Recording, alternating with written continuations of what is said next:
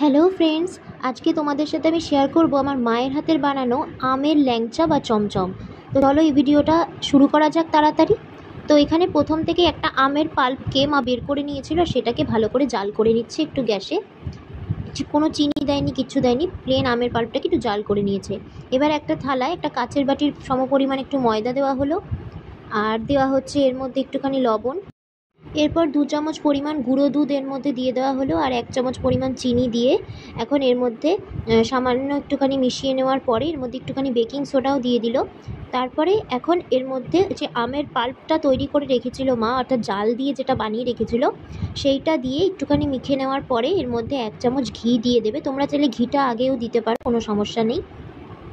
ঘিটা দিয়ে ময়দাটাকে এখন মেখে নিতে হবে। পরিমাণ মতো দুধ দিয়ে একটা পাতলা করে থকথকে করে কিন্তু ময়দাটা মেখে নিতে হবে। প্রথমে নরম অবস্থা থাকলে ভয় পাবেন না, কি 10 মিনিট এটাকে রেস্টে রাখলে কিন্তু এটা একদম ঠিক হয়ে যাবে। এখন চিনি শিরা বানানোর জন্য 1 বাটি চিনি আর একটু জল আর 2টো এলাচ দিয়ে এটাকে ফুটিয়ে নেব। আপনারা চাইলে ফুড কালারও দিতে পারেন।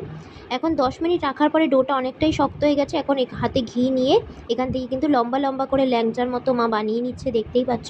খুব সহজে বানাতে পারবে। তোমরা চাইলে গোলও করতে পারো, যেমন পান্তুয়া হয় সেরকম করতে পারো, চ্যাপ্টা করতে পারো, তোমাদের পছন্দ মতো শেপ কিন্তু করে নিতে পারো। হয়ে গেল। এখন এটাকে ছাঁকা তেলে ভালো করে ভেজে নিতে হবে। গ্যাসের ফ্লেমটা কিন্তু একদম লোতে রাখবে। লোতে রেখে এটাকে ভাজতে হবে যতক্ষণ না এটার প্রত্যেকটা সাইড থেকে একদম এরকম লালচে বাদামি হয়ে আসছে। ডুবো তেলে ভাজবে, রিফাইন তেলে ভাজবে, আর লো ফ্লেমে ভাজবে। এবার এটাকে কড়াই থেকে তুলে নিয়েই কিন্তু শিরাতে ফেলে দিতে হবে। তারপরে শিরাতে প্রায় 6-7 ঘন্টা রাখার পরে দেখো শিরাটাকে সোক করে এটা কতটা মোটা হয়ে গেছে, আর বেশ রসালোও হয়ে গেছে। তো সব মিলিয়ে এটা খেতে বেশ ভালো ছিল। তোমরা বাড়িতে হঠাৎ করে মুখরোচক কিছু খেতে ইচ্ছে করলে এটা বানিয়ে ফেলতে পারো, ভীষণ সহজে বানানো হয়ে যায়। ভিডিওটা ভালো লাগলে চ্যানেলটা সাবস্ক্রাইব করে দিও, আর নতুন নতুন ভিডিও আর ব্লগ পাওয়ার জন্য। টাটা।